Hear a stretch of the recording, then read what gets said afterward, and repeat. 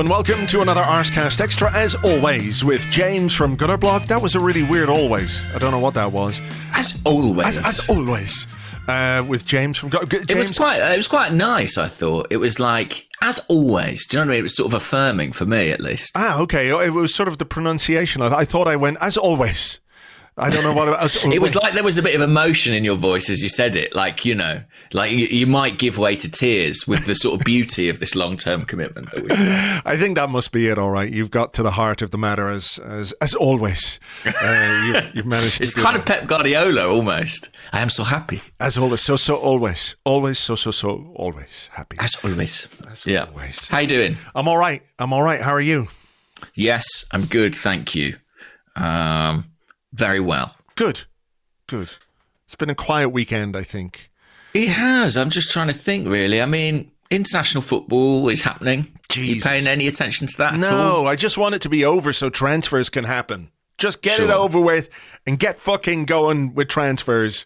And it feels inconsiderate at this point, both to the players and to all of us.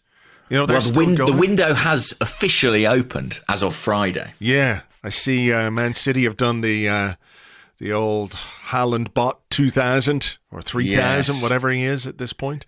Yeah, big Terminator vibes coming off that cyborg that they've signed.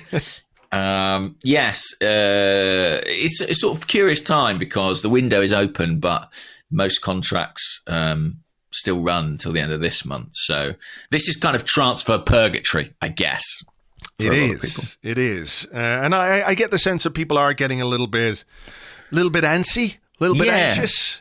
Scrolling through our mentions, there's a lot of like, why has nothing happened type questions. Do you want to address that? Do you think that's something we should talk about? Because, you know, for example, we had one on the Discord from Trally who says, how much weight do you give the Arteta frustrated narrative? Apparently there's some stories doing the rounds that Mikel Arteta is hugely frustrated. I haven't seen those stories because I guess it was in a publication that I don't read. And Trally goes on to say, they've said it's a clear plan, and if he's already frustrated, the plan must not have been that clear. I think it's bullshit. So, I mean, look, it's that thing, isn't it? Liverpool have made a signing. Man City have made a signing. We haven't made any signings. And yeah, I mean, how frustrated do you think anyone really is at Arsenal, for example?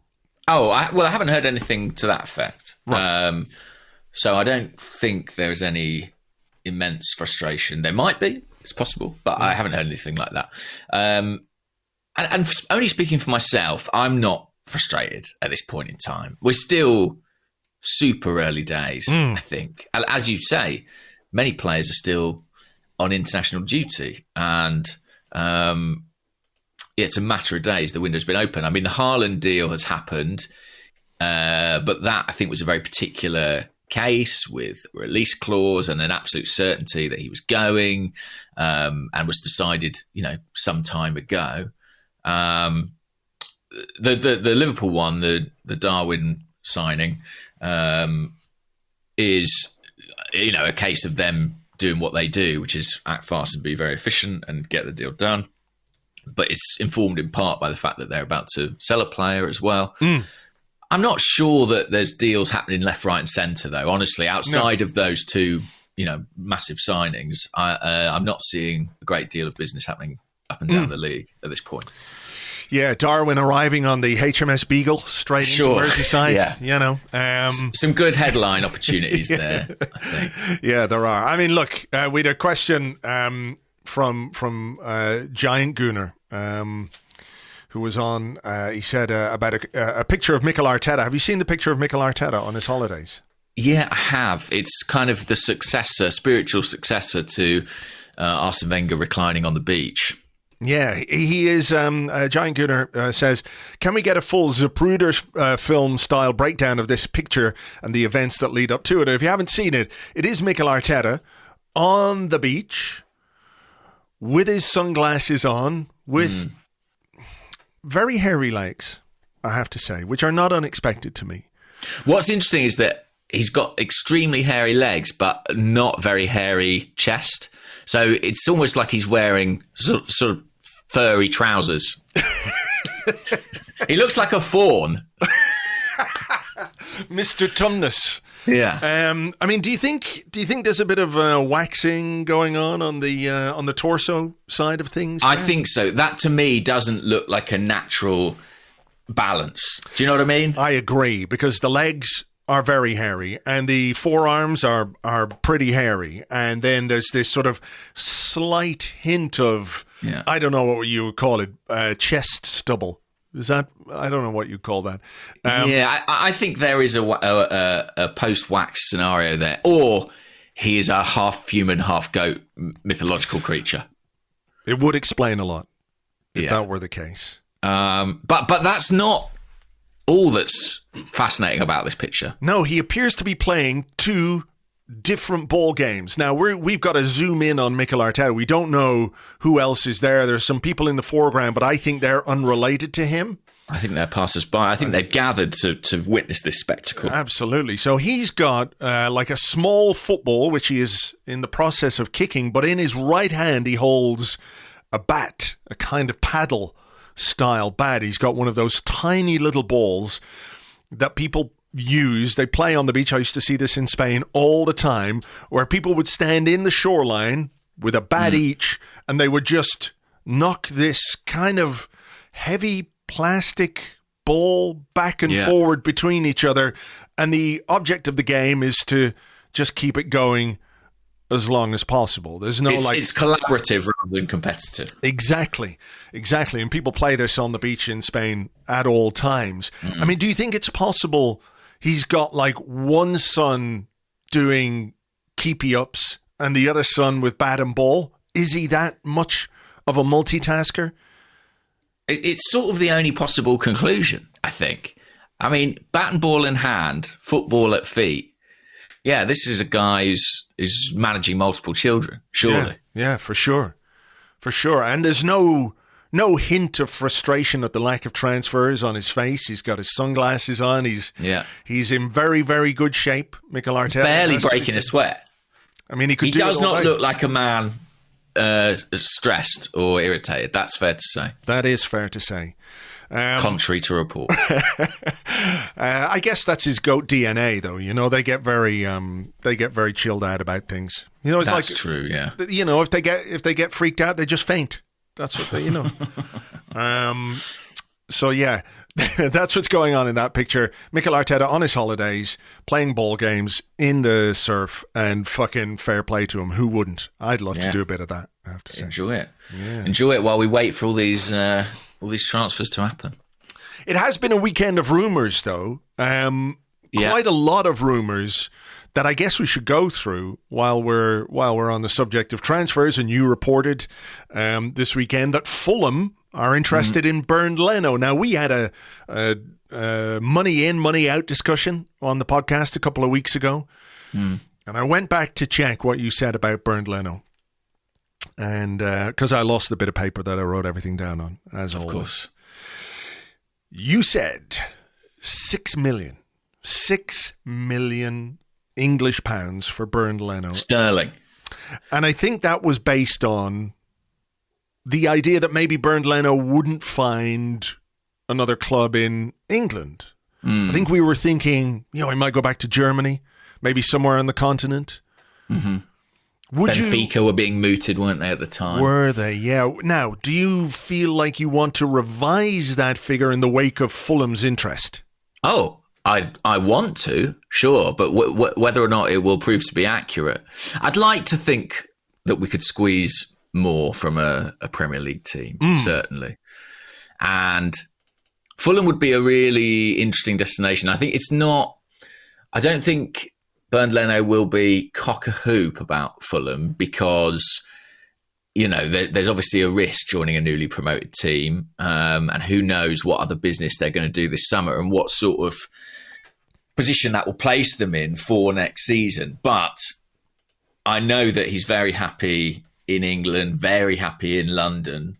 So from that perspective, it would make sense. And yeah, the Khans, they've got a few quid, haven't they, who own Fulham. So I'd like to think we could add a few million onto that. Yeah. I mean, they've been a bit yo-yo, Fulham, in recent years. They've been up and down a bit. Yeah, certainly. And they've come back up in some style this season. It strikes me that that's the kind of summer in which you say, okay, we're going to have to make sure we don't do the yo-yo thing again. And if that means sort of spending a bit bigger or spending on players who maybe might have been considered out of reach, if you like, then that would make some sense as a transfer strategy for Fulham. And I think as a goalkeeper, I guess there is a risk. Like you say, it's a newly promoted team, but it feels like a good fit if he wants to stay in London. It's they're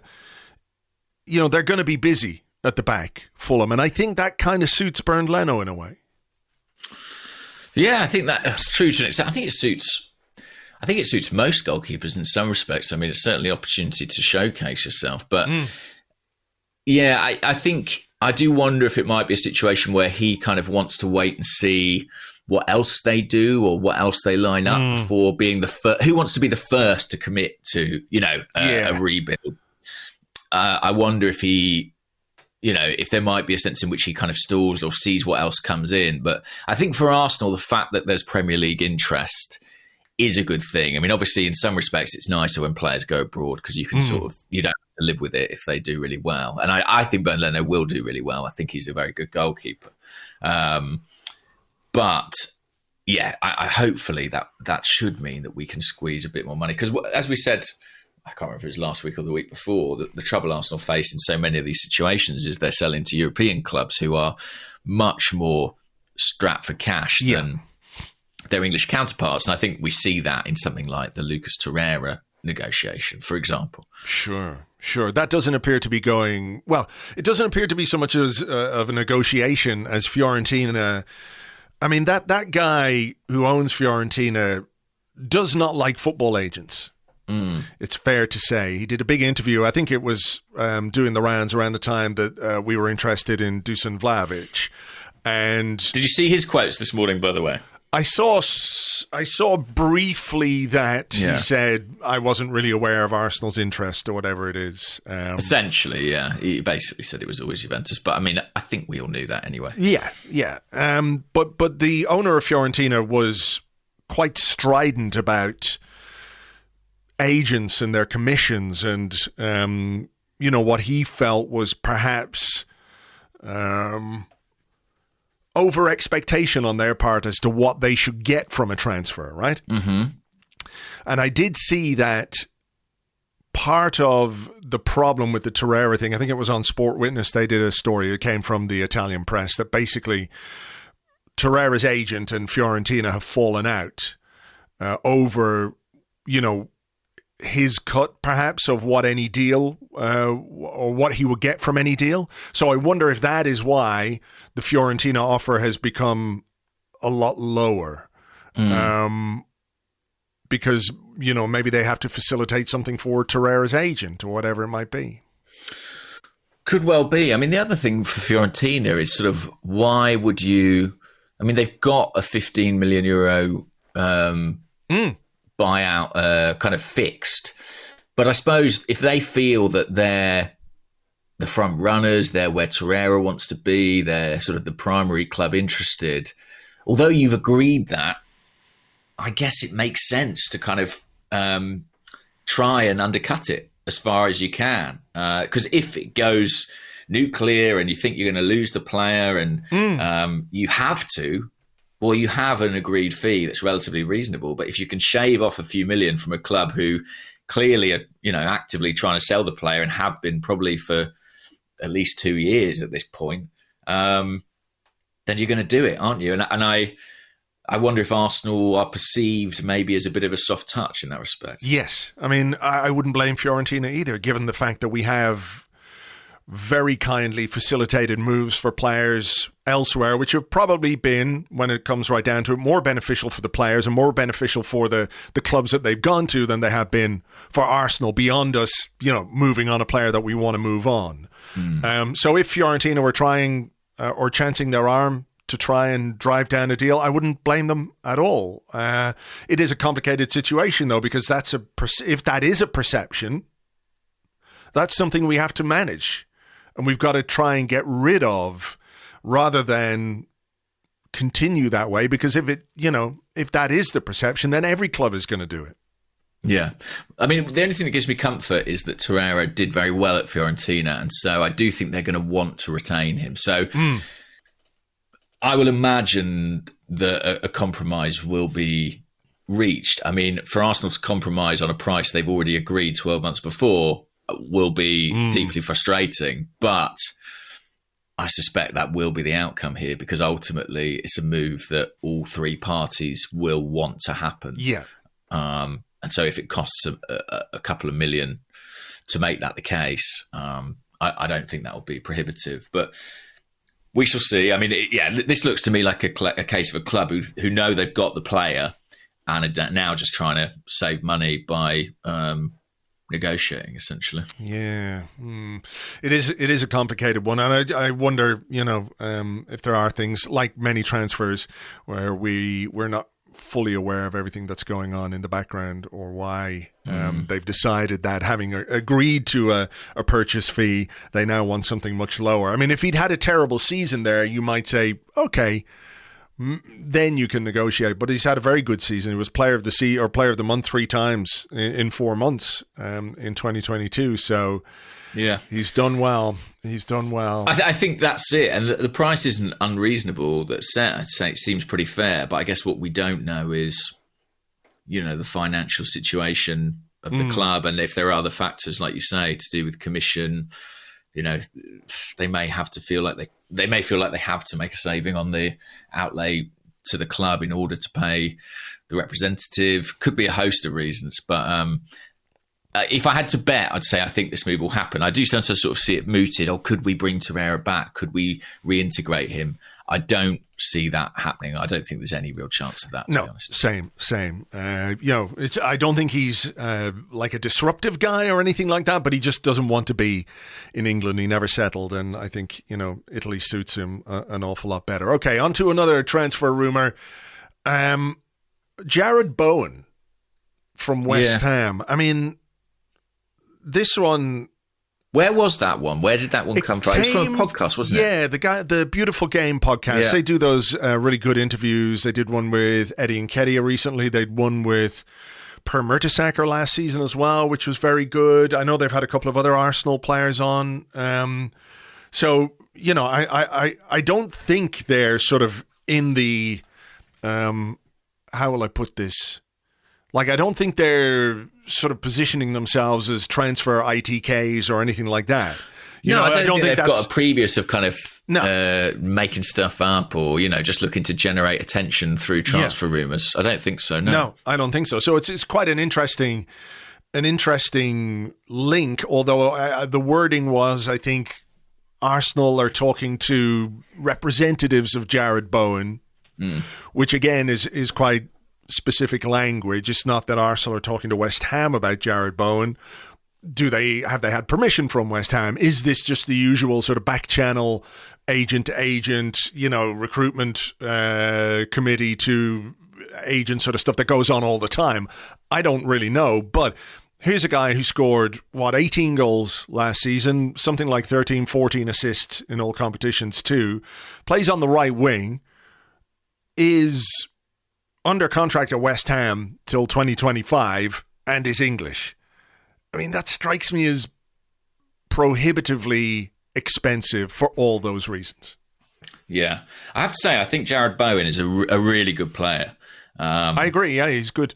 And he made his England debut, I think, during this sort of international period. And I watched the Italy game the other day. I thought when he came on, he was one of the livelier things on the pitch. I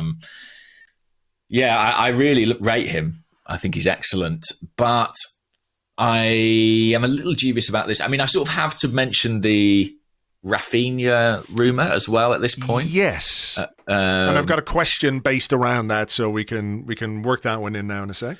Yeah, so, well, what was the question? Because it may be that I'm about to answer it. Let's see. Okay, well, the question was from Garza on the Discord. He said, true or false? Rafinha is coming because Saka is the left 8 we've been looking for all along.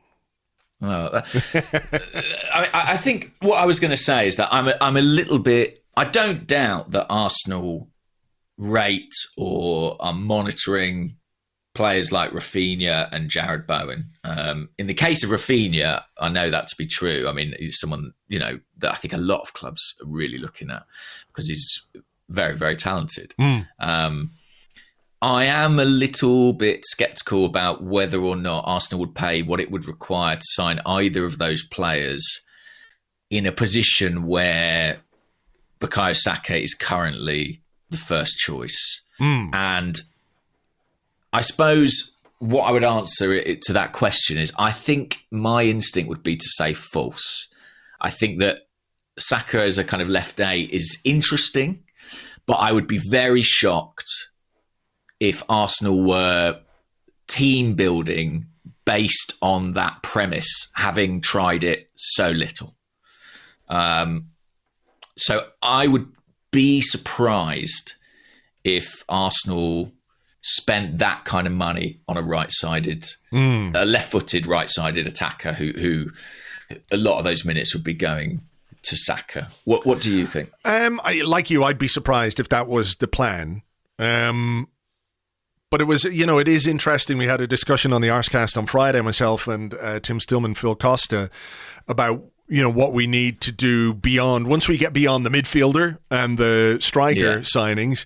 And there was a consensus among us that another wide forward was absolutely necessary this summer because we can't expect Bukayo Saka to carry that burden, all season long. We need some backup for him. We need some competition for him. We need to be able to use him in a different way. But I think both of those guys, Bowen and Rafinha, would be so expensive that their transfer fees in themselves suggest that they would need to be a first-team player, first-team regular in order to get value, right? So my thinking on both those rumours is that they're more than likely just rumours. Even if Arsenal would say, yeah, they're good players and we like them, I don't think we can spend that much money for a position where we already have one of the best players in the team and potentially one of the best players in the Premier League if he continues his development. Yeah. So I don't know quite how you manage that situation, but I would be really surprised if there was anything substantial or substantive to those stories. Yeah, that's kind of my interpretation. And, you talk about another wide attacker. I think Arsenal definitely could do with that. I do wonder how contingent it will be on being able to move Pepe on, which I don't think we can take as a given. I don't think it's really certain that who would you buy Pepe? Well, it depends who I was. Who am I? Exactly. Yeah. I guess I don't know who you are, but what I'm saying is I'm guilty of this. I'm going, yeah, well, we'll just sell Pepe, but sometimes it's not that easy, right? No, I get it. I mean, there's his stock has fallen, to coin a phrase. It really has. There's no two ways about that. I mean, I take your point as well. I probably would buy Pepe if I was kind of a rung below Arsenal's aspirations on the ladder and wanted to, in a position where I could take a gamble. If I was a Sevilla-style club where, sometimes you can take a bit of a punt and I could get a good deal where I wasn't covering all of his salary or it was a knockdown fee. The kind of stuff Arsenal do for clubs. Then I guess I would. But I think if he is still in the squad come the end of the transfer window, then I'm not convinced they will buy a wide attacker just because I think there'll be surplus at that point. But yeah, then it is such a weird situation because what happens, I mean, we saw very clearly this season, actions speak louder than words and all that, right? So we saw what happened with Pepe.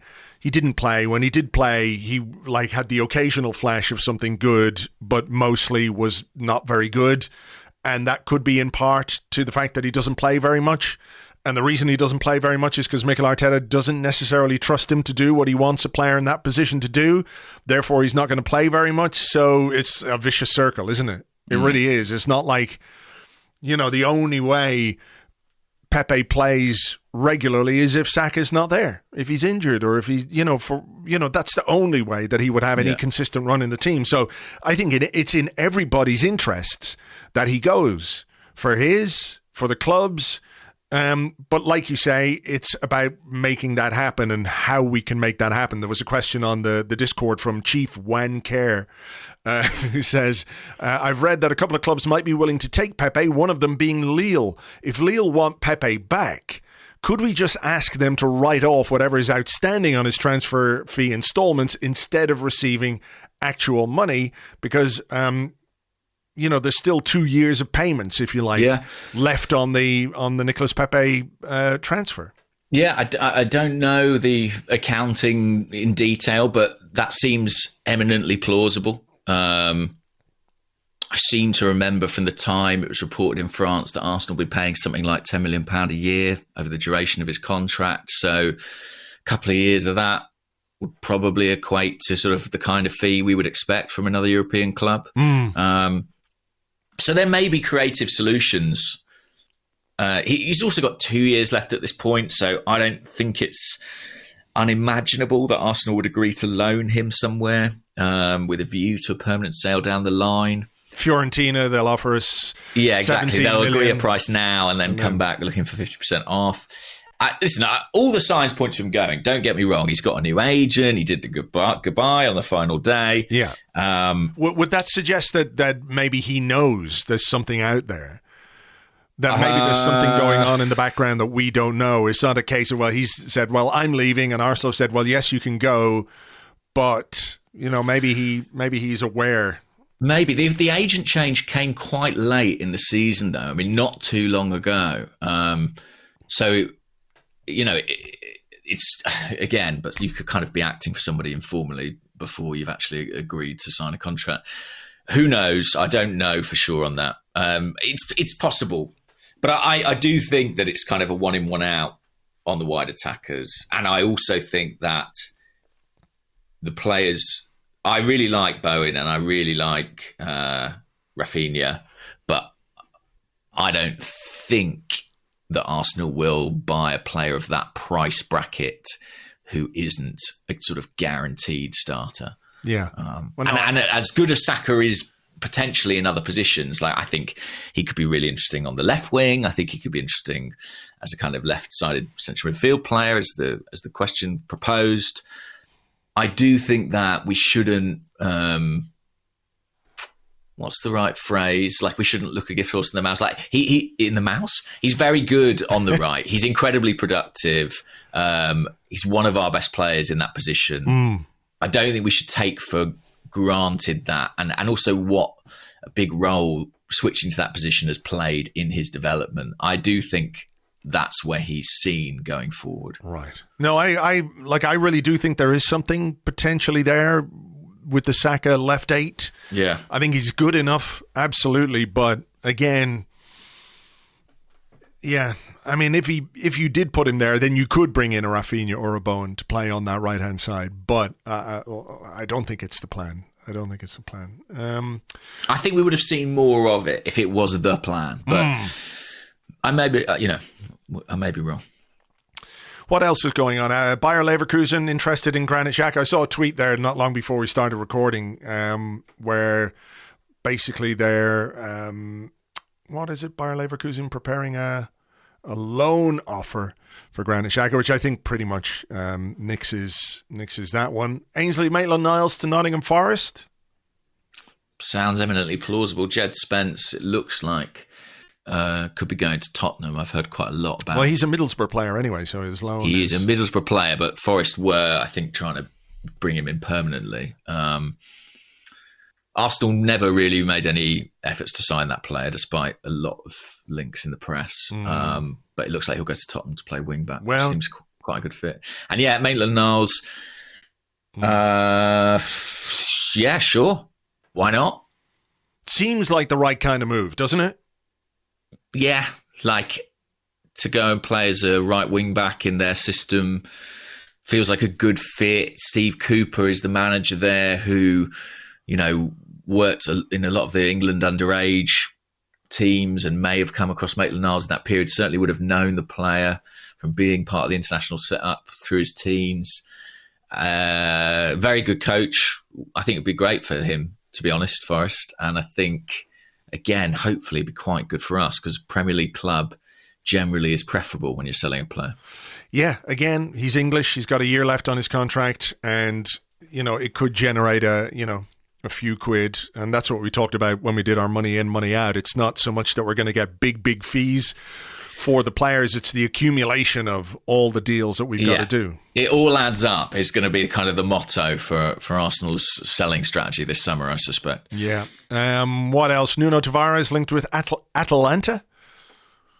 Yeah, I saw a couple of things about Nuno Tavares. I mean, I don't know if a decision's been made on him. I know that they were talking about potentially sending him out on loan. Like you said, I think, on your blog today, I'd be inclined to keep him around till January. I just think those Europa League games will have a value for him, and we will benefit from kind of learning more about him in that period. And then come January, you can make a different call if you need to. Yeah, and I know people have been talking about the Scottish lad from Bologna, Aaron Hickey. Yeah. I mean, that only makes sense if Tavares goes. Correct, yeah. And at this stage, you know, Arsenal haven't bid for Aaron Hickey yet. So I think sort of the intensity of that interest has been a bit sort of exaggerated in some reports. Again, you know, a player who they like, he's really talented, good prospect. But there seems to be a lot of talk about him going to Brentford. And I think that could happen, which, would obviously put paid to that. So to be honest, I find it more plausible that in some respects that Nuno, well, scratch that, it's not more plausible. But I think that the reason he could go this summer is if, you know, Arteta is absolutely mind made up, seen enough at this point. I'd be a bit surprised by that, but it wouldn't blow my mind if it was the case that he was like, to be honest, he's not for me.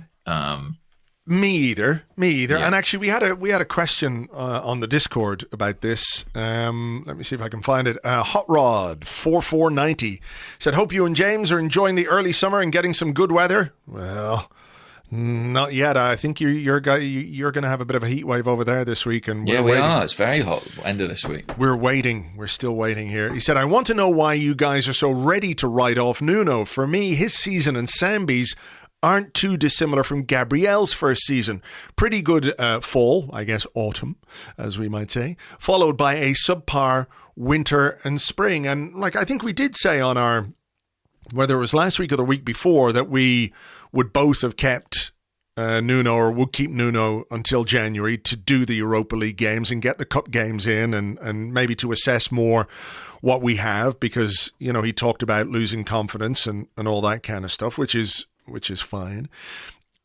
But it is really about what way he is viewed by Mikel Arteta and the coaching staff, more than what any of us would think. And, you know, as I said, my gut feeling is I've got some real doubts, but it will be interesting to see what happens here, because if they keep him, you know, he is the backup then to Kieran Tierney. And as we know, Kieran Tierney isn't as durable as we might like him to be.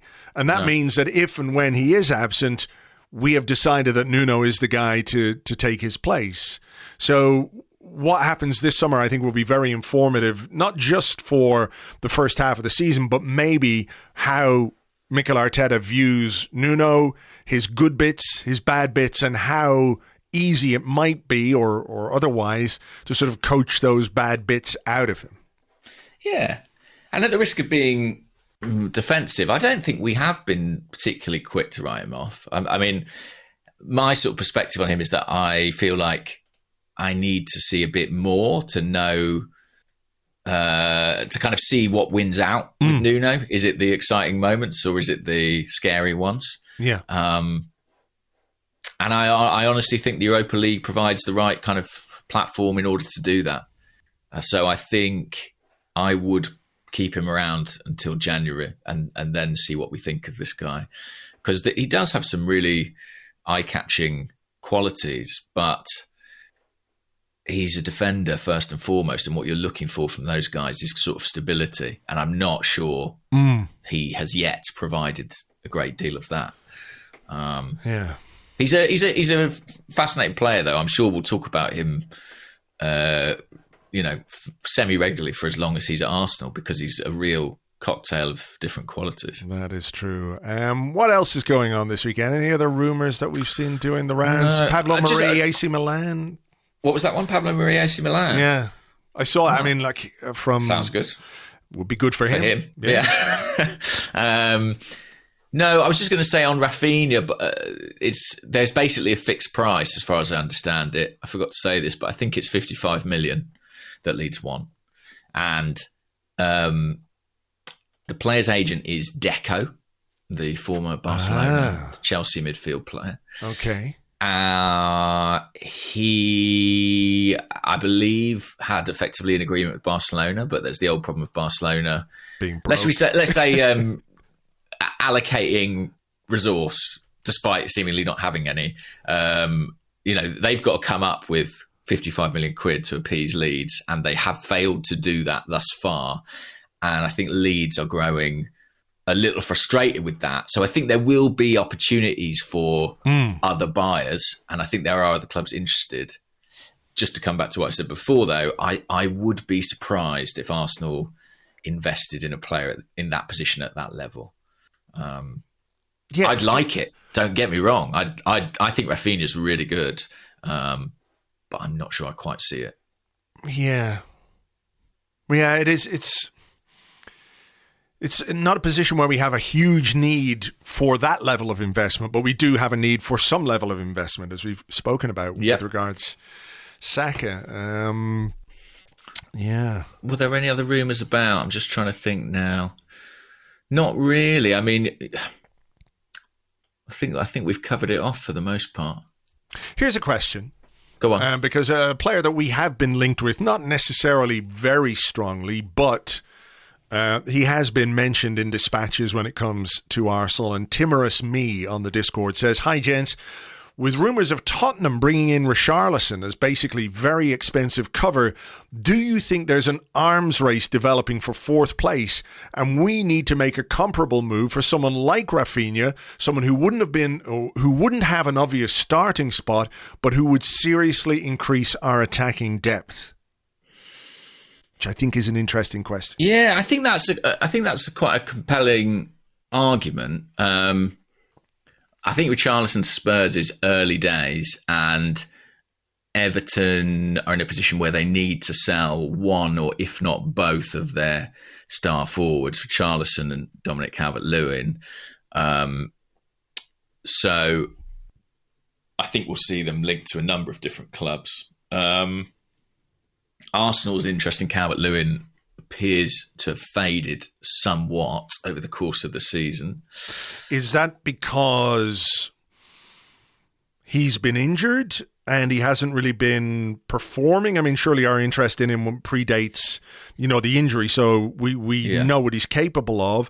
Or is it that maybe things have changed from our perspective in relation to what it is that we're looking for? Like, there was another question, again on the Discord, Singapore Gooner says, does the seemingly different profiles of Vlahovic and Gabriel Jesus concern you at all? One is tall and a target man type.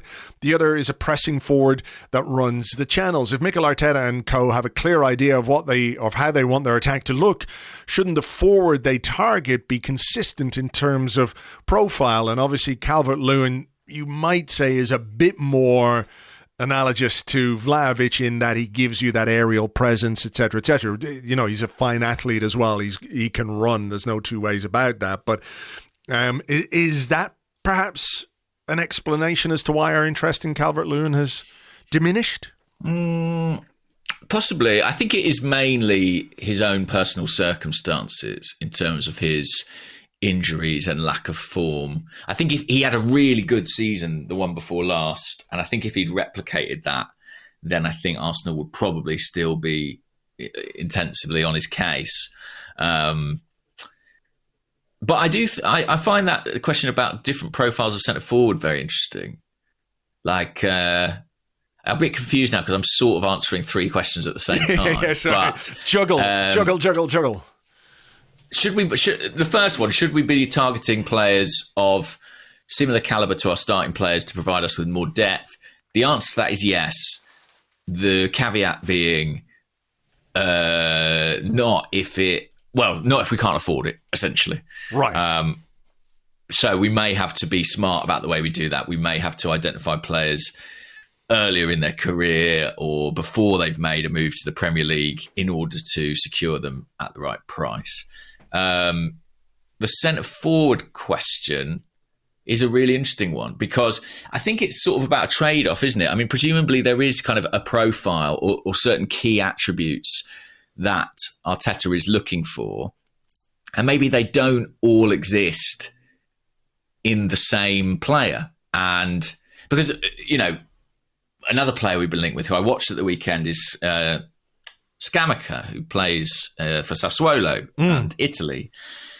And he's very different physically from Gabriel Jesus and stylistically. And you kind of find yourself looking at it and thinking, well, how can they be on the same list?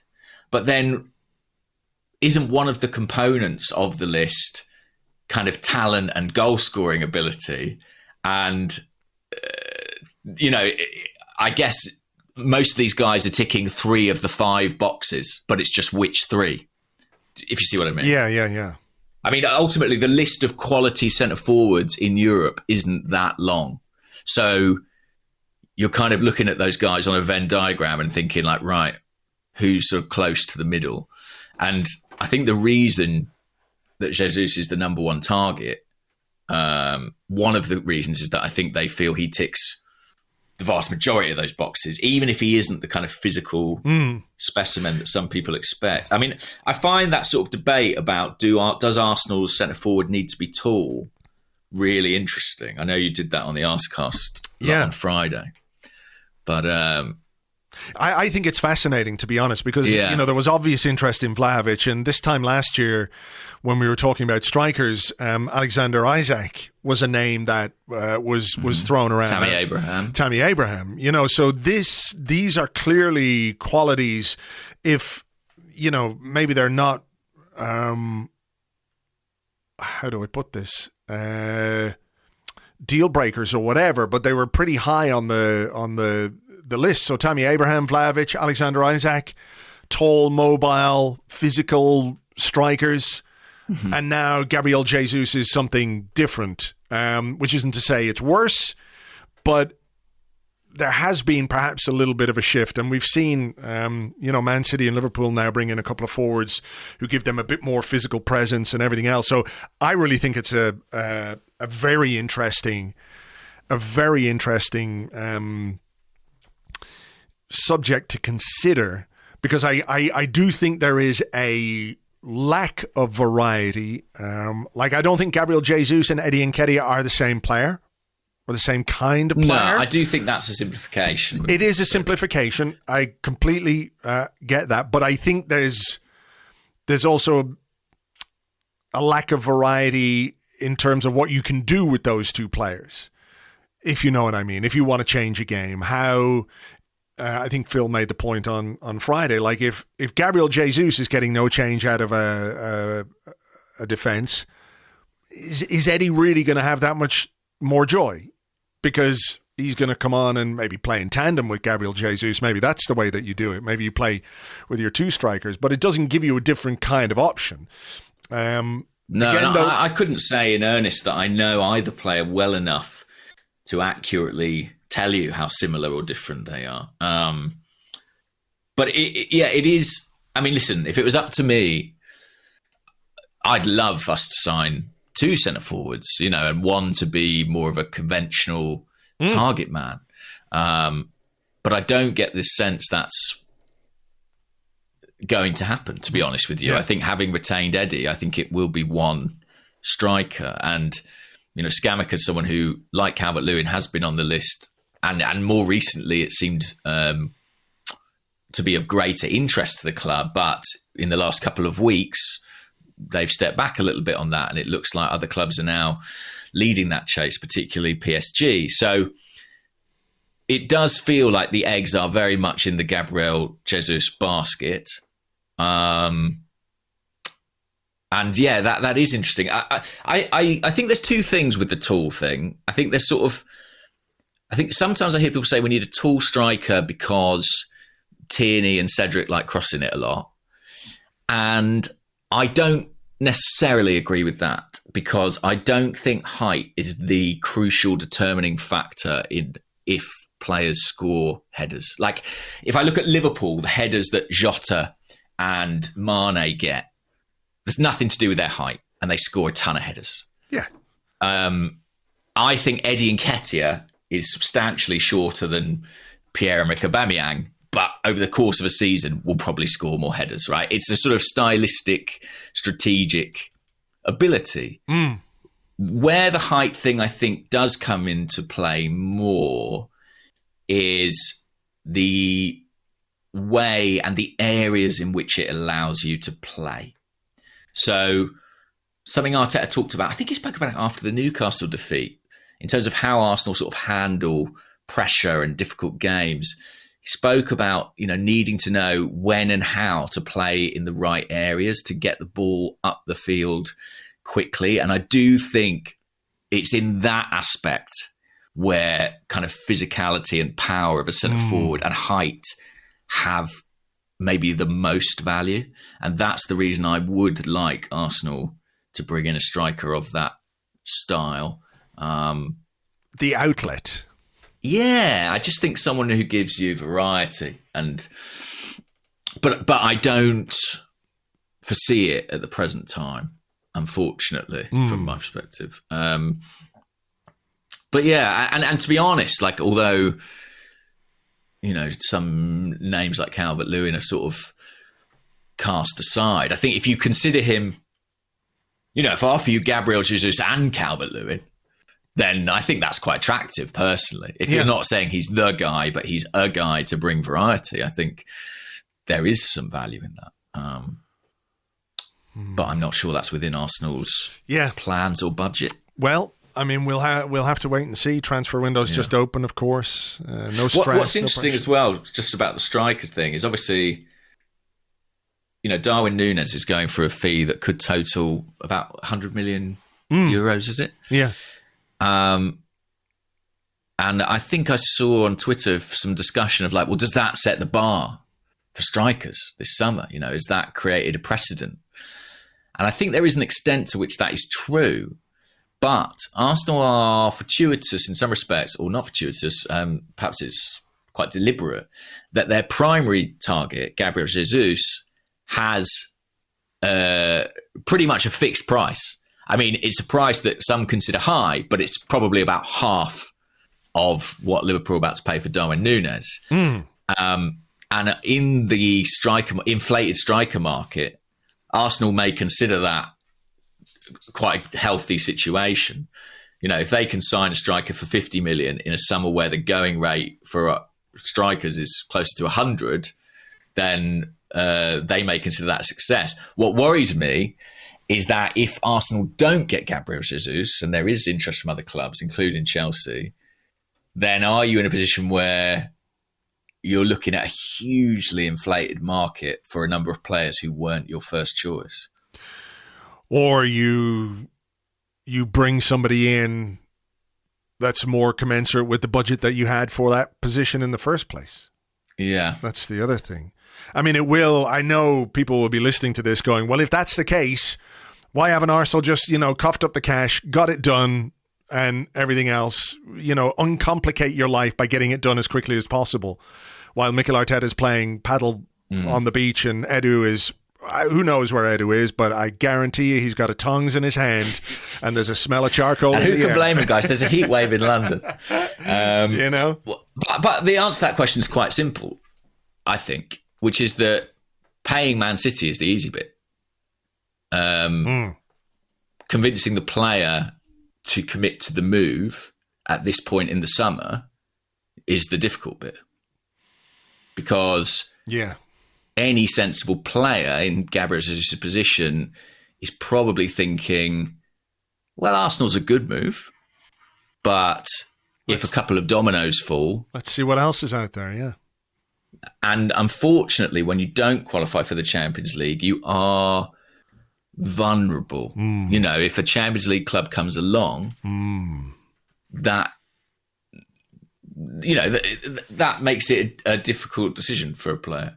And I think that what's happening with Jesus, yes, he's on international duty, but presumably he's just waiting to see how the dominoes fall and the extent of his options before committing to a decision. And I think once he does, Arsenal pretty much know what Man City want, and I'm sure they'll try and pay less, but ultimately it's probably going to end up, you know, roughly at the mark that City expect, especially if, you know, there's competition. So, yeah, I think paying City is the easy bit. The difficult bit is getting the commitment of the player. Once you've got that, then we're in a position to talk. Well, that might bring us... Yeah, go on, sorry. I was going to say, maybe Arsenal, you know, I think maybe when they felt like top four was in their grasp, they probably felt extremely confident about that. It goes and suddenly, as I said, it's a little bit more vulnerable. Okay, well, that might lead us to a question to kick off the next part of the show, because I think we need to take a break here. Okay. You know, gather our thoughts, calm ourselves down. You know, transfer mayhem gets people worked up. Grab yourselves a cup or whatever it is. We'll be back with more in part 2 right after this.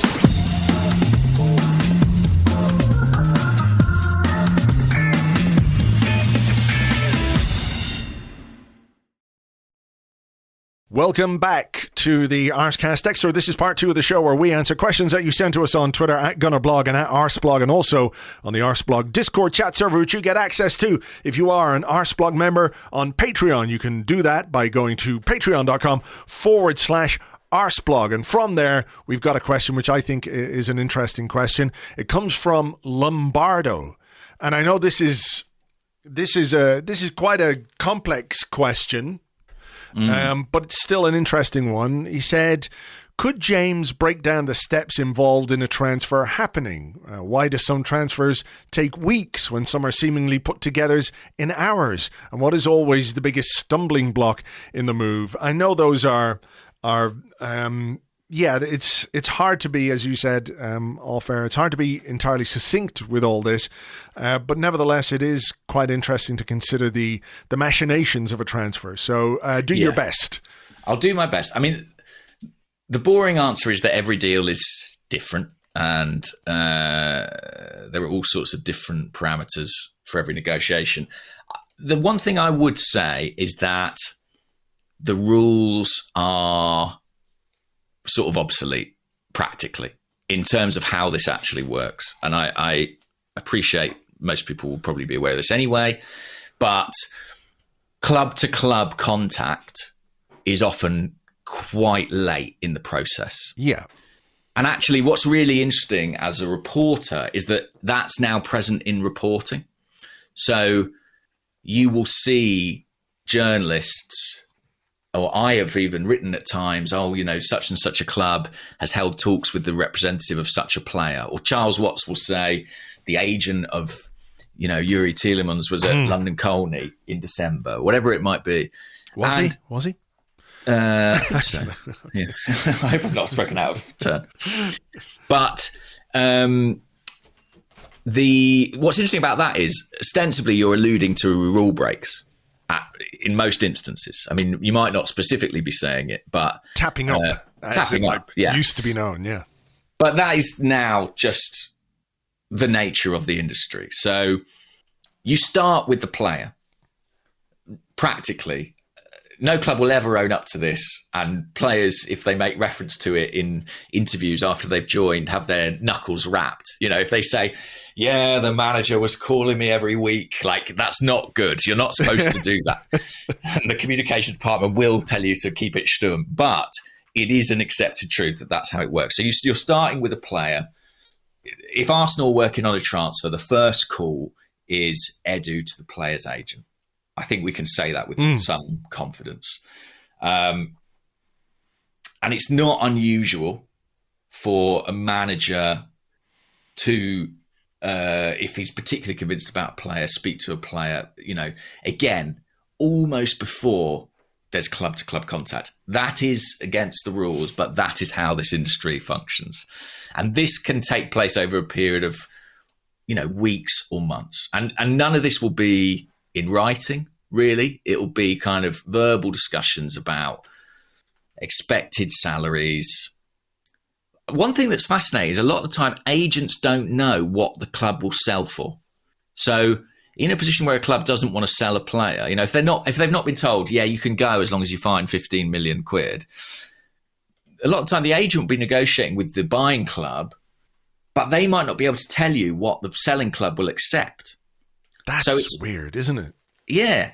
So like you could arrive at a point where you feel you have an agreement with a player, but it's impossible to cost the total value of the move because you don't know what it will ultimately take to get the deal over the line in terms of a transfer fee. And that's how all player costs are discussed now in terms of fee plus salary over the duration of the contract. So, you know, what is this player going to cost us per year, essentially? And does their position within the squad tally or equate with what that cost is? Which is why someone like Eddie Nketiah, for example, becomes like a very economically attractive option, even on quite a high wage. And then what's the process from then on? I mean, ultimately, it's not unusual. Usually, I don't want to just generalize too much, but in most cases, you wouldn't proceed to make a direct offer to the club unless you felt you had a tacit agreement with the player. So going back to Gabriel Jesus, if Arsenal make a substantial offer or a firm offer for him to Manchester City, it is on the understanding that all going well, the player is open to joining the club should the two clubs agree a fee.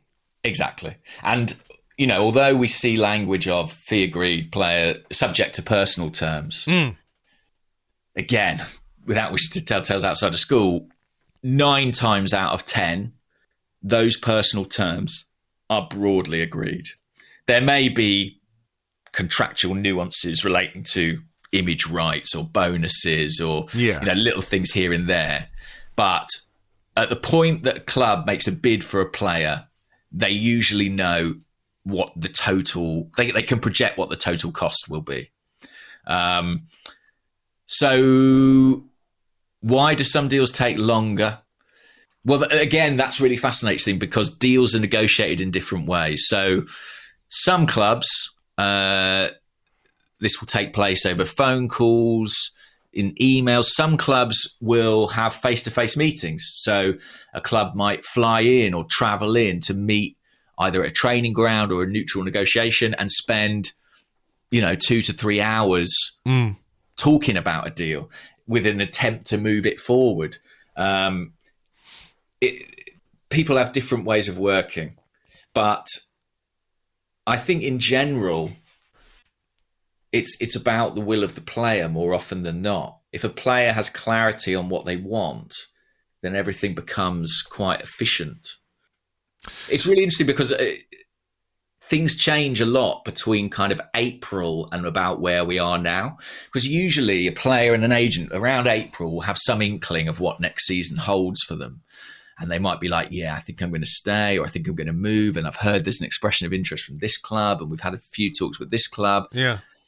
But there's always a sense, I think, after the season ends where there's kind of a slight wildcard effect and dominoes do start to fall and other runners and riders come into the game. And things change. And, you know, Jesus is in a position, to use one example, where his situation is quite fluid. You know, he's got Arsenal interested and they're very hot on the case, but there are probably others, well, there are certainly others who are keeping contact with the player and letting them know that if things develop in a certain direction, they would be keen to take him. And as a player, I think it's natural, especially at this early point in the summer, to kind of want to let that play out. You might feel like, I want to know what I'm doing by the start of pre-season, but that's still a month away, you know? So yeah, I hope that, I mean, does that give some flavour of how it works? Sure. I mean, I've seen it before, you know, that a lot of stuff is done via WhatsApp these days. That's true. You know, between clubs and agents and representatives and players. And, you know, I wonder as well, like if, you know, if you've got a situation, as we talked about in the first half of the show, the Nicolas Pepe situation, which is, it's clear that it's best for the player for him to go. Mm-hmm. It's clear that it's best for Arsenal for him to go, but it remains complicated because of the huge outlay on him and how much we get back and how much we still owe. Like, I mean, we could get a transfer fee for Nicolas Pepe that's less than what we still owe Lille. You know? Not impossible. It's not impossible. So we could, you know, people will say, well, we brought in, let's say 20 million for Nicolas Pepe, but we still owe Lille 25. Gosh, you know, that's a cheerful thought, but yeah, it is. But I mean, that's the reality of the situation. But you know, is that the kind of scenario where if there were an interested club, that it's in the best interests of Arsenal for Edu, or, you know, Edu and whoever is working with Edu to have those discussions in person? Whereas I think, you know, some deals which are probably a bit more cut and dried, like let's say Maitland-Niles to Nottingham Forest, if the communication is relatively cursory, players interested, the fee's decent, we say, okay, you don't need to sit down and have a face-to-face, you know, mano a mano or anything like that. You don't have to do any of that. But when the deal is a bit more complicated or a bit more precarious, or you need to deal with it, you know, in a more serious way, that's probably where it needs to happen in person, right? Yeah, and I think in situations like that, I think there's a lot more, you know, when a player is effectively for sale, I think there is more transparency between the club and the player about, look, you can go, feel free to find a buyer. This is what we're looking for. And in that situation, the agent, I think, will be licensed to, well, they'll have a lot more knowledge about what's going to make that deal happen. So those deals are easier to do. And I think to a certain extent, Jesus is probably in that bracket. You know, even if Man City have put what sounds like an inflated price, 50 million or whatever it might be, on him, I think at least everyone's aware of that. So there is a kind of ticket attached to him. Whereas, you know, if somebody wanted to buy Bukayo Saka, just to, you know, give you a notional example, there's probably no figure there because nobody knows, right? Yeah. And it's not something Arsenal would want to communicate. So, yeah, that's a big part of it. WhatsApp is a big part of it. I mean, you know, player contracts are pages and pages long, but at this stage, it will be something like a 5-line message saying, you know, X basic, X bonus, X years. They're working in shorthand at the present time on these agreements. I mean, are the contracts relatively standardized? Is there such a thing as a standard player contract? But obviously, you know, your variables are there in terms of basic, the duration of the contract, what their bonuses are for, like, you know, win bonus. Aaron Ramsdale, for example, is not going to have a goal bonus, whereas, you know, Eddie Nketiah has probably got a goal bonus in his, those sort of things. But are there other aspects to it that maybe we don't know about? Are image rights part of it? Are there certain things that certain players want in their contracts that others don't?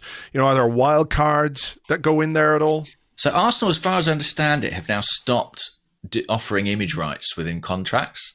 I think that's like a policy now. I may be wrong, but as far as I'm aware, they don't pay image rights anymore. They did for a long time, and it was a way of kind of adding additional money onto salaries.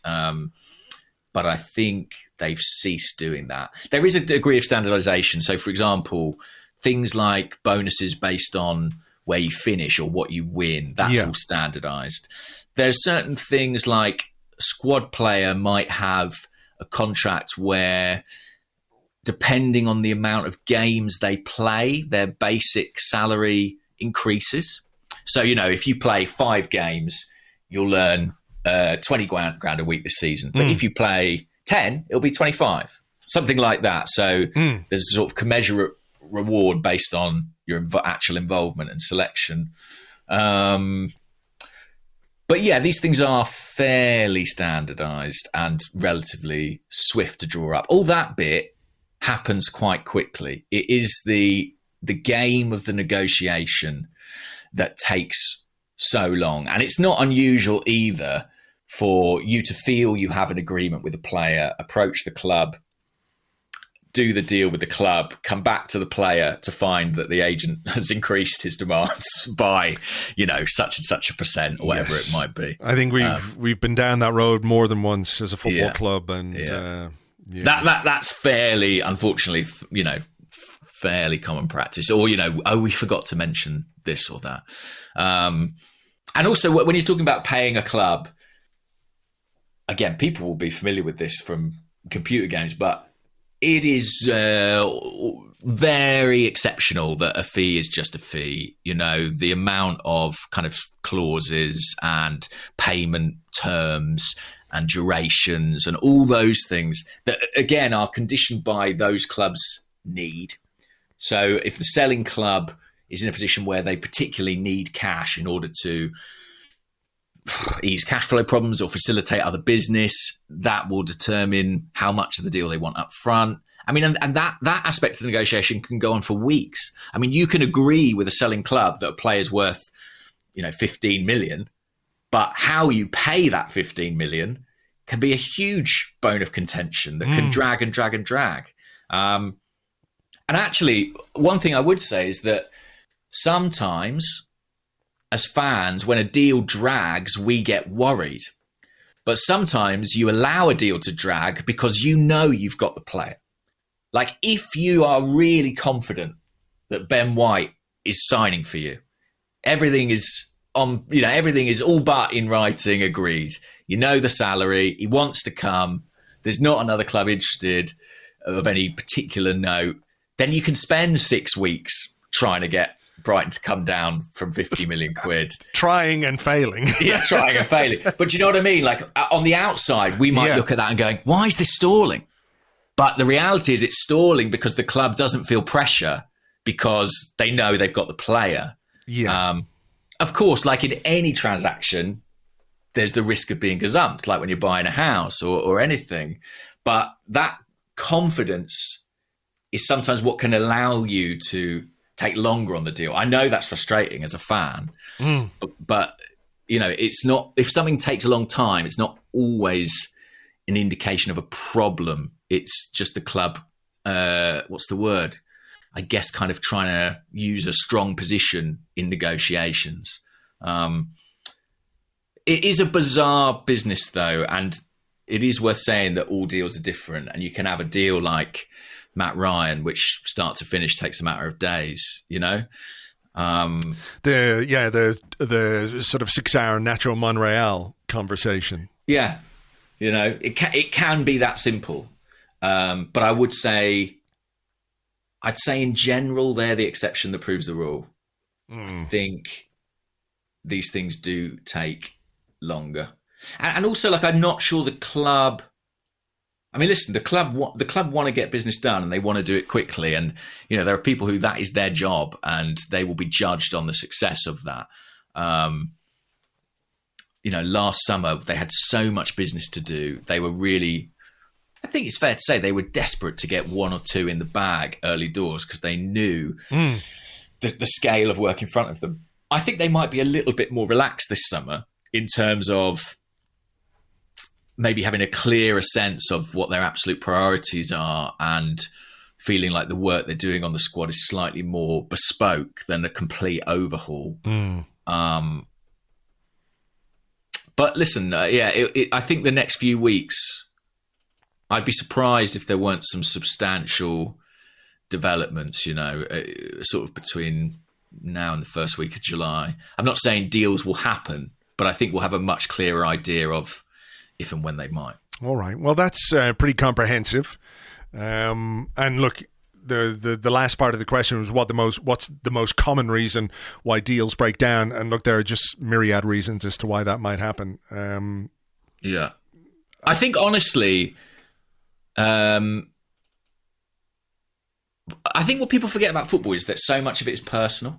Like, so much of it is about your conversations with an agent or a technical director or a chief executive. And honestly, when deals break down, it's usually because somebody's very difficult to work with.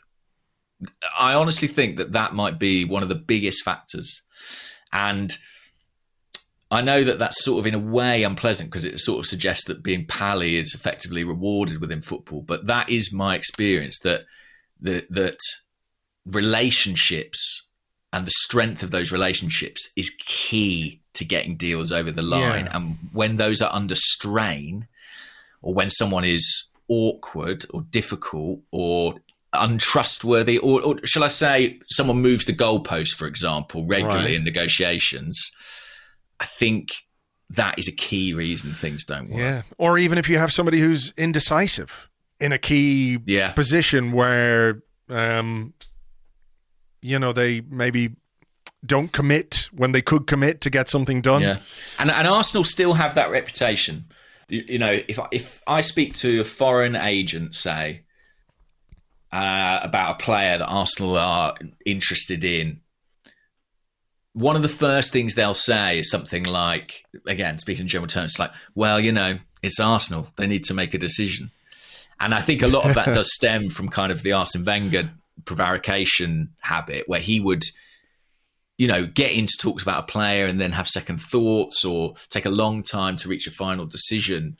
And that shadow is still around us. Yeah. The reputation within the industry is kind of one of indecisiveness. Truthfully, I'm not sure how accurate that is anymore, but it's definitely still something we carry. Okay. Have you got a question? Yeah, let's have a question. But that was a very interesting question. I think it's such a fascinating topic. I could talk about it all day. What about... Oh, that's Rafinha. Well, this is sort of on the Leno situation from Matt Soup Gunner with the semi-credible, I'll take that, news of Fulham's interest in Leno. You're semi-credible. What is your comfort level with the goalkeeper situation after Ramsdale? And they said, as a US-based fan, I'm not fully sold on Matt Turner after watching him for club and country. I would say, look, I need to see Matt Turner play for us before I make any decisions. Yeah. Or make my mind up about him, because I think that's the only way to do it. That's the only fair way to do it. I have to say that I am surprised that this is the goalkeeper we've gone for. It is not a path well traveled, really. There's not a huge track record. I know there's the lad at Man City, but he's second. I mean, there have been American goalkeepers in the Premier League, of course. To be fair, yeah, they have quite a decent tradition. It's the position in which they've probably globally excelled the most. I mean, in the Premier League, you can think of Brad Friedel, Brad Guzan, Casey Keller. There may be more. Tyson DeGuyson. Yeah, sure. I don't know. And I think, I think they're in a position where once Matt Turner joins Arsenal, perhaps their first choice 3 goalkeepers will all be kind of backups at quite big clubs. Tim Howard is another one, obviously. But yeah, I'd have to check that out. Obviously, there's the fella at City. Zach Steffen. Yeah, Steffen, yeah. I mean, yeah, so maybe in that sense, there is a track record, a bit of pedigree with US goalkeepers coming over. Yeah, look, I wait and see Wait and see him play. I've seen people say that shot stopping is his thing more than playing with the ball at his feet. And absolutely, he did talk. I did an interview in The Athletic, I think, recently, which was a good interview. And he talked about needing to, to improve or needing to be more focused on that aspect of his game. I'm paraphrasing here, but basically he was saying that New England Revolution, they, if in doubt, lump it. That's the kind of philosophy that he plays with at club level. It's going to be a learning curve for him then, isn't it? For sure. It is. And maybe just that slight... we talk about wanting variety in our strikers. We don't necessarily need to have variety in our goalkeepers, particularly if we brought in Aaron Ramsdale because of his ability to play with his feet, and that was something that Mikel Arteta was very interested in. So there does seem to be a bit of a divergence between them. But look, let's get him over, let him play some games. I'm assuming he's going to be the Europa League group stage goalkeeper. He's going to have to be, isn't he? Because he'll want to be in that American squad. I mean, there's a chance of him being number one for the World Cup. So he'll want game time. I've not really seen him play. Do we know? Yeah, sorry, go on. I was going to say, we've got loads of American listeners who will have seen much more than me. I hear he is a genuinely outstanding shot stopper. Brilliant reflexes. But a way to go on the other side of the game, playing with his feet. And Arsenal, this regime have brought in probably 2 goalkeepers with very mixed results, shall we say. Alex Rumours was a bit of a disaster. Aaron Ramsdale, I think, has done a lot better than most people expected. So, yeah, it will be interesting to see where Turner sits on that sort of scale. Do we know where the interest in Matt Turner came from? Because Iñaki Kanya is the goalkeeping coach, right? And he was the guy who recommended Runarsson. Now, I accept, even though I don't think it's ideal, but I accept that things were a little rushed back when we brought in Alex Runarsson because Emi Martinez went to Aston Villa. I don't know that we could necessarily have said we were caught on the hop, but maybe given the time that we were in, the pandemic and everything else, we had to make a quick purchase, and he was a guy that the goalkeeping coach knew. I mean, is he the guy who's scouted out Matt Turner? He definitely would have been involved. And to be fair, he would have been involved in Aaron Ramsdale as well, substantially. I mean, when it comes to the goalkeepers, the coaching staff do wield a bit more influence. It tends to sort of begin with them, as in they will, I think, propose targets, and then the analyst team will investigate those further. So I think Matt Turner will have been through all the checks, that you would expect in a kind of rigorous organisation. But yeah, I think the coaching staff have had a big input in his arrival. So yeah, it will. Like I said, I'm open to it. I've heard some very good things from the States, and I've also heard that the playing out from the back might be a bit of an issue for him. It's only interesting because that feels like such an integral part of the way we play, Yeah, I agree. But look, if they've seen enough from him that they think he can slot in. Yeah. I mean nobody thought Ramsdale could play out from the back, really. Yeah. So maybe there's more there that's untapped. We'll find out. Yeah, we'll find out. But generally, I feel fairly comfortable with the goalkeeping situation. I mean, my understanding is that Karl Hein is in line to be number 3 after he had quite a sort of injury hit campaign last season. He went on loan to Reading and didn't play very much. But he's an international. I think he played again for Estonia the other day. The spiritual successor to Mark Poom, yeah. And he's very highly rated and signed a new contract last year. I think Arthur Okonkwo, they're hoping to find someone to take him on loan, which isn't always easy. Not everyone wants a young goalie. That's true, isn't it? You think about even someone like Emi Martinez, who went on loan season after season. Where I mean, he was at Reading, he was at a whole host of clubs, and never really during those loan spells did anything that made you think, well, this guy's going to come back and do it. So his loan, he went to Oxford United, Sheffield Wednesday, Rotherham United, Wolves, Getafe, and Reading on loan, where he had, I think Reading was probably his best loan. Yeah, that was the only one where he was an undisputed first choice. Yeah. And that was in the second half of a season. The other ones were season-long loans. And he was about 26 by then. Yeah. And you were going, well, then we got to 26, came into the team for Bernard Leno and did incredibly well. But it is was never heard of again. Where is he now? No Honestly, idea. it fell off the face of the planet as far as I'm concerned. Keeps his mouth shut, never says anything about Arsenal. It's great. Where is he? Yeah, I don't hear from him anymore. But it's so finding a club who want to take. I mean, how old is Arthur Okonkwo? He is 20. Finding a football league club who are either fighting for promotion or fighting for their life at the other end of the table to take a 20-year-old goalkeeper who's barely played a minute of senior football and are going to give him game time. That is a job easier said than done. Hopefully we do, because I think they've got high hopes for him, and he's someone who is pretty comfortable on the ball, very good playing out from the back, and sort of would be a good fit with the Arsenal model in future. It's but I think, to be honest, we're all right in that position. I mean, Turner is experienced. He's older than Ramsdale. He's played plenty of football. Do you think he'll be? I mean, he's an Arsenal fan as well. I thought that was a nice bit in his interview where, like, he used to go to the early morning bars wherever he was living at the time, and would sit among the Arsenal fans at the classic 7 a.m. kickoff. That kind of thing, and now he's going to play for the club, which is quite cool, really, when you think about it. Yeah. But obviously not the be-all and end-all or anything like that. But I mean, do you think he's a guy who is aware that more than likely his role at the club is going to be the number 2/understudy for as long as he's here?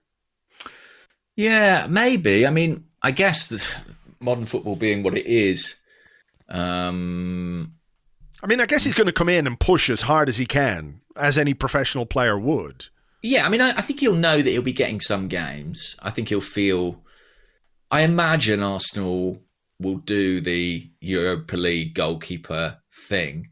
I'm fairly sure Aaron Ramsdale wouldn't want to do that. I think he'd probably, having never played in Europe before, he'd probably be desperate to play. But I suspect... That's interesting, yeah. Yeah, but I suspect that the club will kind of honour Turner, at least in the group stages, and give him those opportunities before the World Cup.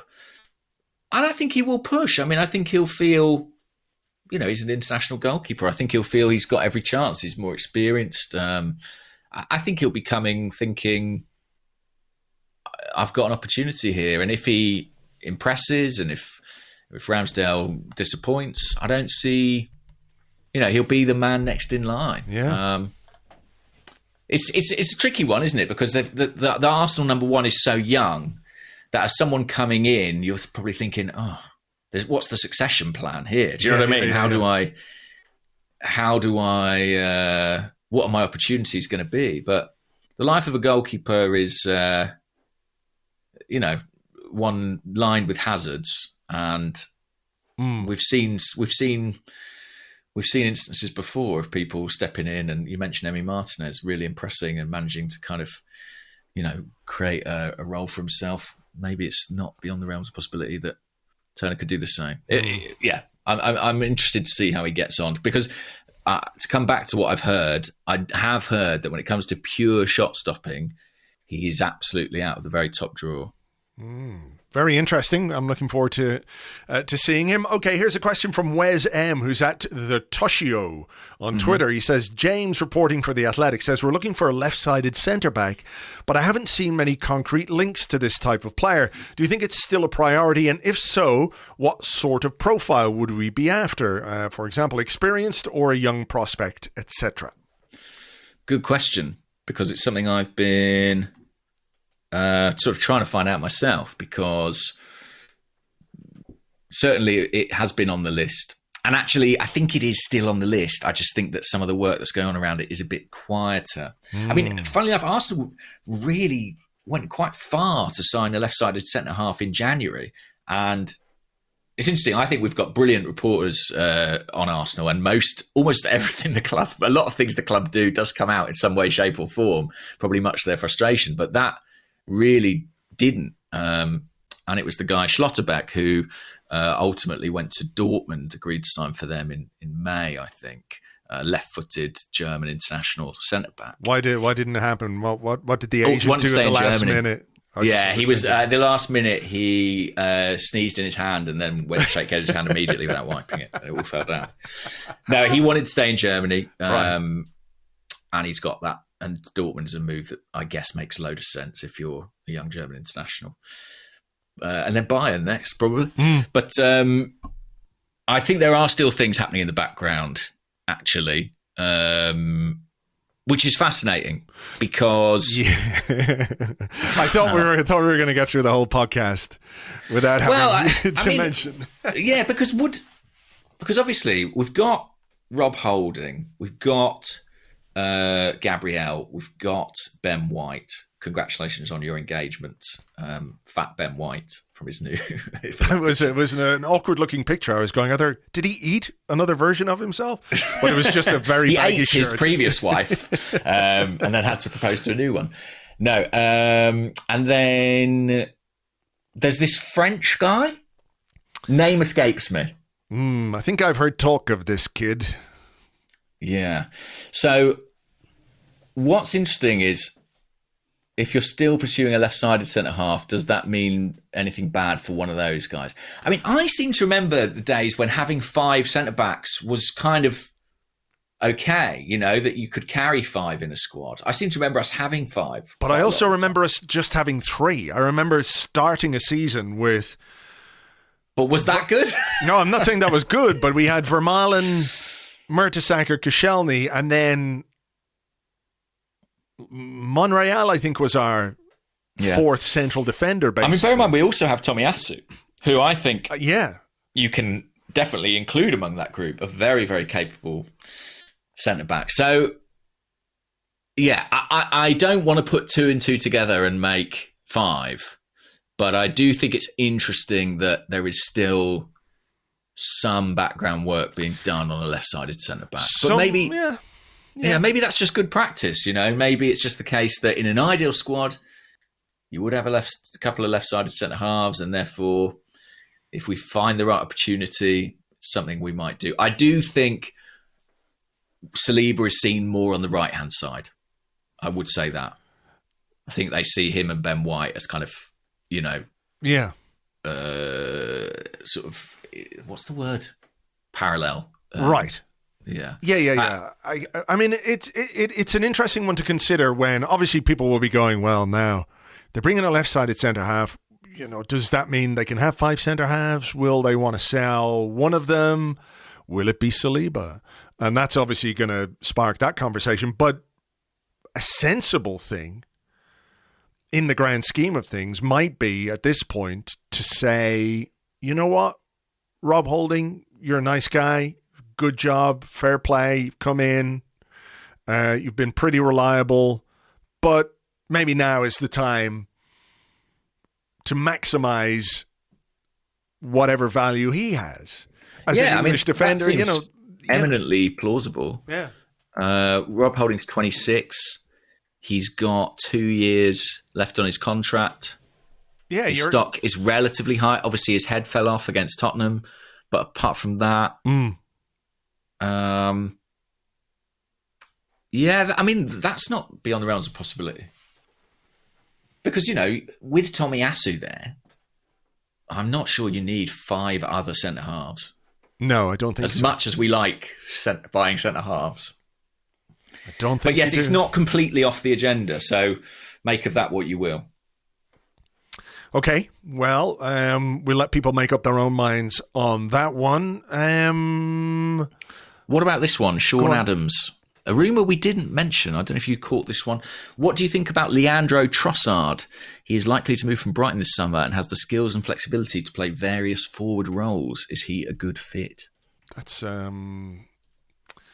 that is an interesting one. Did you see that Belgian press? It was it? Saying that Arsenal are interested in Leandro Trossard. I've heard Manchester United as well mentioned. I have to be honest, I get all the Brighton players quite muddled up. He has a face that reminds me of, remember Alan Smith? That used to... Former Leeds and Manchester United player. Yeah, sort of like he's been brought back to life somehow, reanimated, but he hasn't quite cast off the pallor of death. I don't quite know what it is about his face that does that to me. But like he's got a year left at Brighton. He's 27. What were his stats last season? He's a left winger, right-footed left winger. So I guess he could play on the right-hand side. 8 goals, 3 assists. 8 goals, 3 assists. I mean, it's not bad. Doesn't sound amazing, but in a team like Brighton who don't score a lot of goals, and it's better than a lot of players we've had down the years. Yeah. And he did score against us as well, didn't he? Well, he can't. If we buy him, he can't do that anymore. That's true. We've cut off one of their... If we merely buy all the players. I think I'd be slightly surprised by the age, that's all. 27, 28 at Christmas. I'd be a little bit surprised about that. I mean, there is an argument to be made that you do need some players in their prime years. I agree with that. I see the value of sort of, and I'd probably rather we brought in a relatively affordable 27-year-old than an over-the-hill 32-year-old. There was a question about that, actually. It comes from Paulie Boy on Twitter, who's at pfortunato1985, and he says, do you think the peak years of a player have reduced to a lower age over the years? It's always thought to be 26 to 28. Well, I guess sort of 26 to 30 is sort of...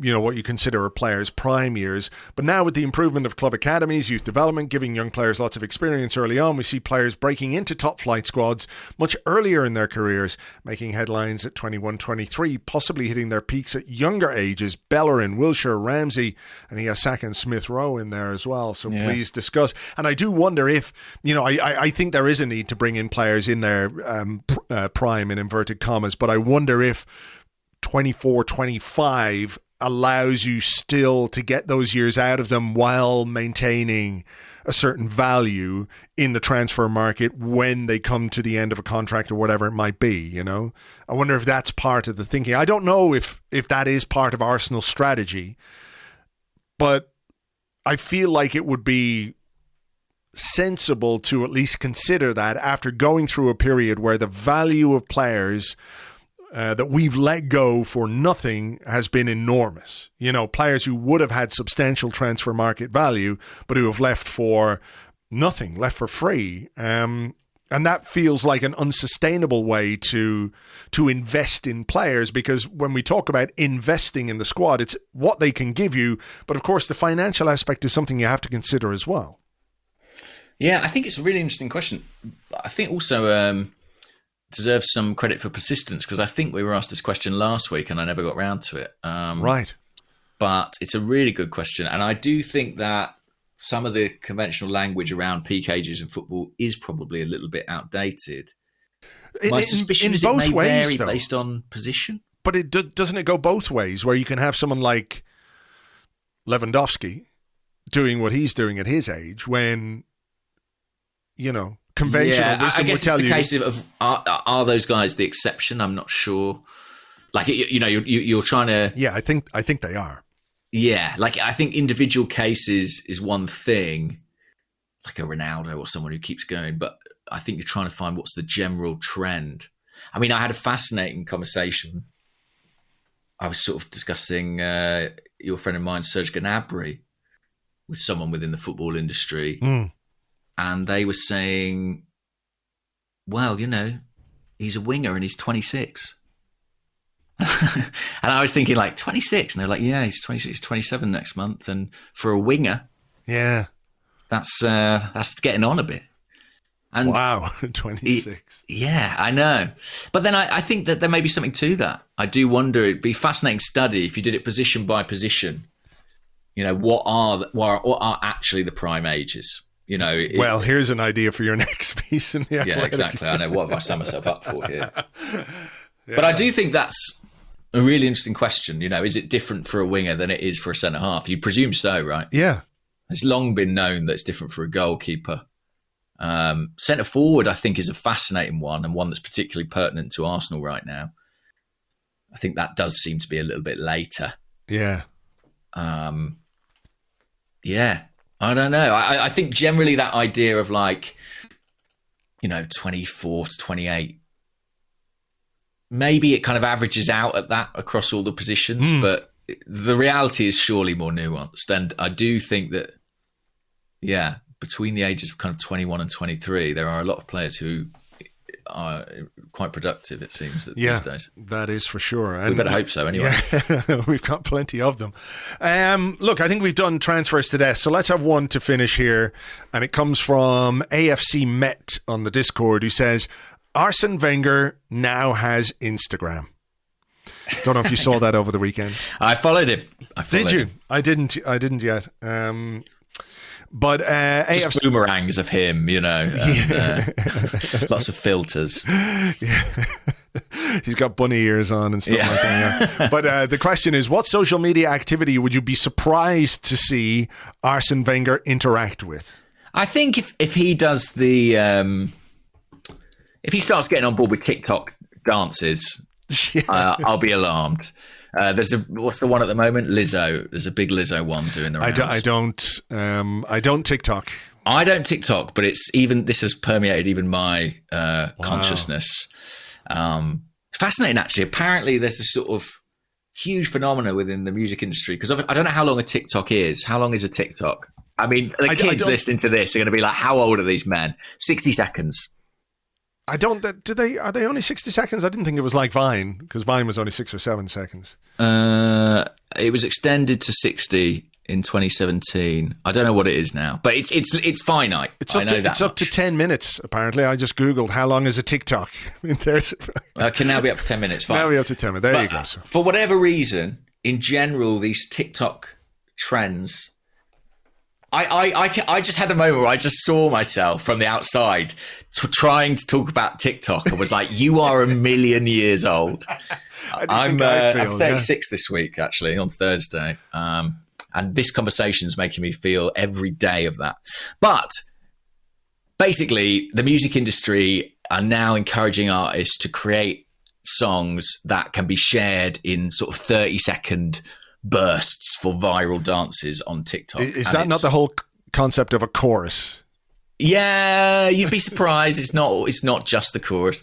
But then apparently there's a kind of secondary phenomenon where a lot of kids know songs but only know the bit that's in the sort of viral TikTok dance. Right. I don't know where this ends up. Songs just start being 30 seconds long, probably.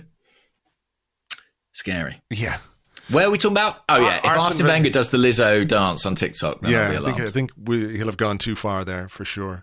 I mean, I wouldn't mind seeing Arsene Wenger, on Twitch, live. Yeah, that's true. Playing what? Like Call of Duty Manager. Football Manager. What else? I will not buy anyone today. Will I, won't I? Yeah. Look, no, I don't think so. Yeah, no, so playing something like that. Yeah, Call of Duty or... on Football Manager, there's an option to not allow yourself to do transfers in the first window, so that you start the season accurately with the squad that your actual teams will start the season. He would definitely click that option. Oh, and that sounds like a boring... It's so boring. Who would ever click that? Arsene Wenger is the answer. It's been a while since I played any Football Manager, Championship Manager, that I can't afford it. I can't. My life would come off the rails. It's just too... I don't know how. I went to work, had a social life, played Football Manager, watched television and movies, played sports. How did I do all that? I don't know. Back in the day. How did I consume so much stuff? Whereas nowadays, it doesn't feel like I've got time to do fucking anything. The short answer is you weren't doing as many podcasts then. Oh, that's true, actually. Podcast is fucked. You weren't my spending life. as much time with me trying to figure out what TikTok is. Yeah, that could well explain it, actually. Well, look, I will give Arsene Wenger a follow on Instagram. Yeah, why see not? what it's all about. It'll mean the world to him, I'm sure. Because it's definitely him doing it and not an agency or, anybody else. It's definitely Arsene Wenger taking all those photos on his phone, for sure. For sure, no question. Because, he's always been that techno guy. We know that. He's always been about social media. He loves it. Yeah. Everyone's entitled to their opinion, etc. The comments. He'll be replying individually to every comment, I think. He loves the democratization of opinion. He loves that. Yeah. And he loves what social media's done to How many Instagram posts have you made in your life? And you're here to tell me about mine. All right. I think we'll leave it there for today. Loads of transfer chat in this. People love that. They'll be overjoyed. But no transfers. So now they're all sad again. We don't do the transfers, mate. That's not our job. No. They'd be done. If it was up to us, they'd be done. Dusted. Everyone would be on their holidays, happy as Larry, getting ready for pre-season. We'd have the whole squad sorted out by now. But look, football doesn't beat to our drum, unfortunately. Sadly. All right. Well, look, happy birthday in advance to you for Thursday. Thanks, guys. I just got that in so that you can all prepare your presents for Thursday. A raft of tweets on Thursday for James's birthday.